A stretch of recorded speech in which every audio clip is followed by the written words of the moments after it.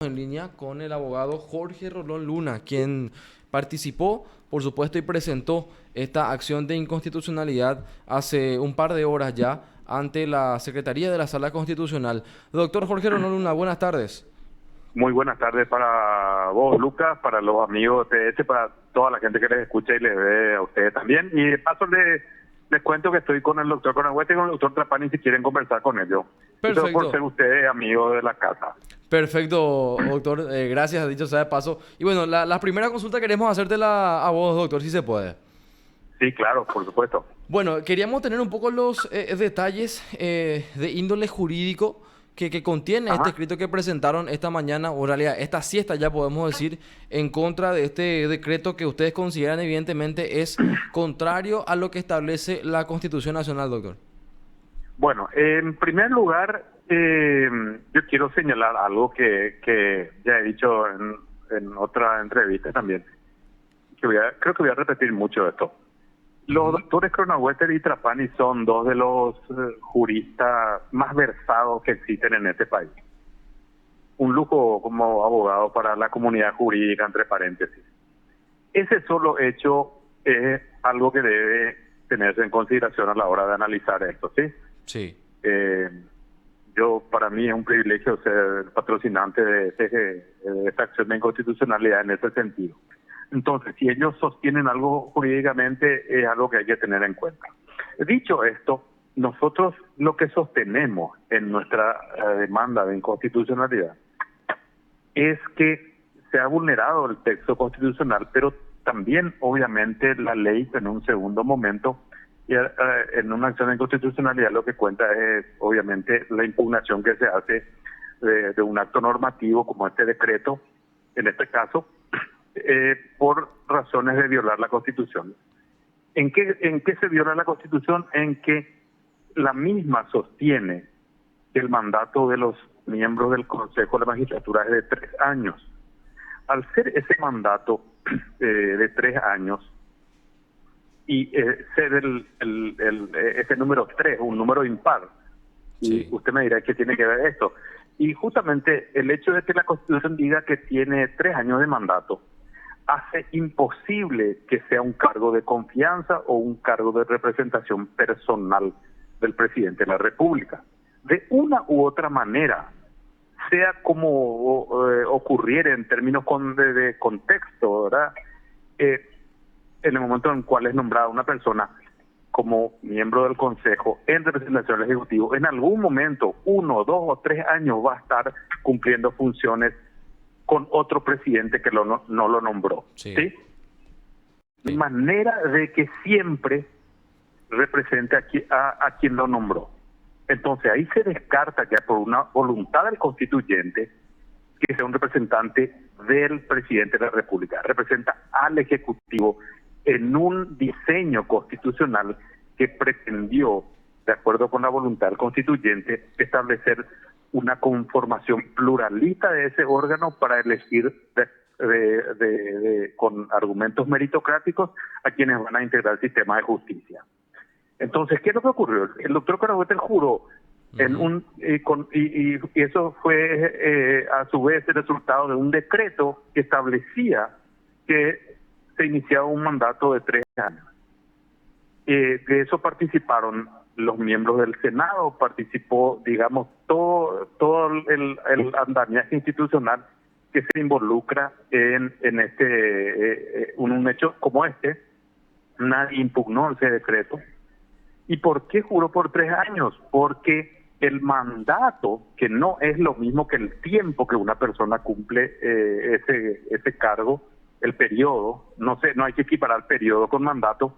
El mandato se inició en marzo de 2020 y lastimosamente, y ese fue un error del presidente de ese entonces, Mario Benítez, él, a partir de la vacancia que fue señalada nota mediante por el entonces presidente del Consejo, Roberto González, en marzo Sí, de 2020, el nombramiento se produce en octubre de 2020. ¿Y qué pasa? De Mónica Seifert, ¿sí? sí. ¿Y qué pasa? Pero el mandato ya se inició en marzo de ese año y feneció, de acuerdo a la comunicación que hace Oscar Pacielo, en marzo de 2023, donde se inicia un nuevo mandato, ¿sí? Sí. Nuevo mandato. Entonces, ese mandato no puede ser alterado por voluntad del presidente de la República vía decreto. Además, hay otro argumento que le da más fuerza a esta interpretación, ¿sí? Sí, okay. Y es el siguiente. Este funcionario solamente puede ser sacado de su cargo por juicio político. Entonces el presidente no le puede retirar la confianza como lo hace con un ministro, por ejemplo, decir, bueno, usted está destituido, le nombra un nuevo ministro. ¿Por qué si es representante del presidente de la República, como sostienen algunos, este funcionario solamente puede ser removido por juicio político? Incluso puede tener un altercado tremendo, enorme con su mandante, pero no puede removerlo del cargo. Claro, no lo puede cambiar así por así. O sea, debe hacerse necesariamente un juicio político. Es un mandato constitucional. Y ese mandato constitucional encierra una mirada sobre la conformación y el modo de actuación de ese consejo, que es el del pluralismo, ¿sí? Esa conformación de este órgano es plural, porque lo que se quiere es que no haya un sujeto único que decida quiénes van a ser jueces, quiénes van a ser fiscales, quiénes van a ser defensores públicos. ¿Sí? Claro. Entonces, nosotros a rajatabla nos sostenemos en ese argumento que es constitucional, que es fáctico. ¿Por qué es fáctico? Porque en marzo de 2017 fue nombrado Carlos Cabrera, en marzo de 2020 finaliza su mandato y en marzo del 2023 finalizaba el mandato que se iniciaba en marzo del 2020.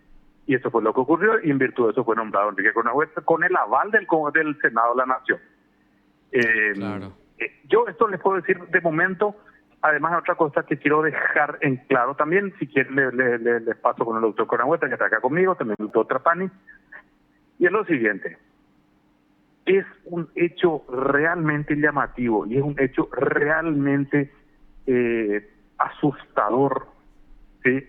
De terror, hasta uno podría decir, que el día en que por primera vez se van a elegir jueces del crimen organizado, en un país golpeado por el crimen organizado, inficionado en sus sectores públicos y privados por el crimen organizado, ese día, porque hay que recordar que estos jueces del crimen organizado de hoy están nombrados simplemente por acordada, porque ya era una necesidad muy sentida que haya jueces especializados. Sí. Esta es la primera vez que se los va a nombrar, sí, que se crean estos cargos.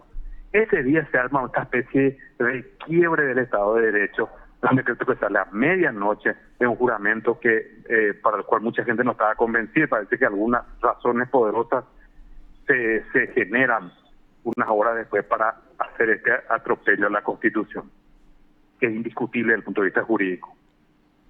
Claro, porque, a ver, ella juró, me refiero a la doctora Alicia Pucheta de Correa, sí, alrededor de las 14:30, más o menos, un poco antes, probablemente. Y la sesión estaba prevista para las 16 horas, inició 16:30, más o menos. O sea, hablamos de un lapso menos de 3 horas, en el cual era materialmente imposible que ya se pueda interiorizar de cada una de las causas de cada uno de los postulantes, y ella se presentó y de igual forma siguió la sesión. Totalmente, yo no podría agregar nada más, eso solamente lo siguiente. Aparte de que es llamativo que alguien se pueda interiorizar de todos estos legajos y encima en cargos muy, muy delicados, hay que tener en cuenta que Alicia Pucheta fue vicepresidenta elegida por Horacio Cartes, alguien cuyos vínculos con grupos criminales y actividades criminales ha sido señalado por gobierno extranjero en Colombia, en el Brasil, donde tuvo causa, ¿sí? Y ha sido señalado como significativamente corrupto por el gobierno norteamericano y por agencias de ese país, ya desde el año 2010. Ojo con eso. Ojo. O sea, esto es algo muy serio y no es simplemente el nombramiento de un funcionario en reemplazo de otro.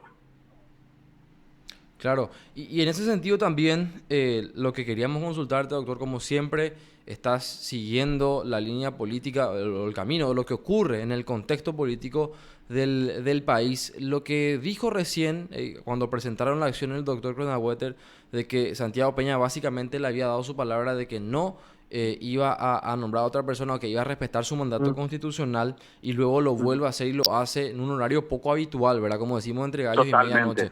O sea, es evidente que hubo una presión política y se puede decir que esa presión categóricamente vino del líder de Honor Colorado, que es Horacio Cartes. Yo al menos no tengo ninguna duda. No me cabe ninguna duda. Ninguna duda. Ahora, es un poco peligroso nomás lo que se decía y pasa o está pasando básicamente ahora entonces, doctor, que al final el que termina gobernando es él y no Santiago Peña.